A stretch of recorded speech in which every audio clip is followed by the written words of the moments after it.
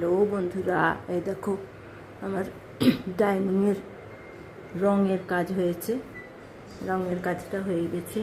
পাশে একটা বাথরুম আছে, ভেতরকার বাথরুম, সেটারও কালকে হয়ে গেছে মোটামুটি।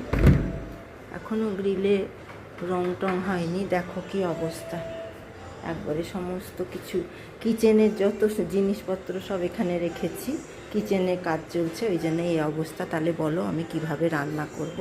রাত্রির বেলাতে যা রান্না করে রেখেছি। এই দেখো কিচেনটা দেখিয়ে দিই তোমাদেরকে একবার। দেখো কিচেনে রং চলছে, রঙের কাজ হচ্ছে। গ্যাস ম্যাস সমস্ত কিছু খোলা।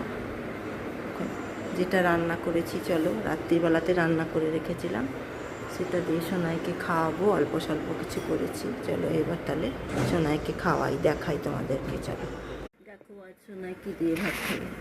এই দেখো আলু ভাজা করেছি, আর এটা আলু সেদ্ধ আর আলু ভাজা, আর ওই ডাল, আর এই দেখো মাছ করেছি। এই দেখো মাছের ঝোল করেছি। এগুলো সব আমি রাতেই করে রেখেছিলাম। এই হয়েছে মাছের ঝোল।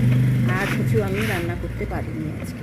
এবার তাহলে সোনাইয়ের আজকে একটু খেতে কষ্টই হবে। হ্যাঁ, সোনাইকে এর সামনের পাতে একটু ঘি নিয়েছি, তো ঘি আর আলু সিদ্ধ দিয়ে একটু খাইয়ে দেবো। এই যে খাওয়াই। আর মাছ তো পছন্দই করে না, তা মাছটা তো খাওয়াতে হবে। আজকে যখন কিছু রাঁধিনি তখন মাছটা খাওয়াতে হবে। ঘি আলু সিদ্ধ দিয়ে, আর ঘিটাও বেশি দেওয়া যায় না, ওর আবার ফ্যাটি লিভার আছে না, ফ্যাটি লিভারের জন্য ঘিটা বেশি দিতে পারে না।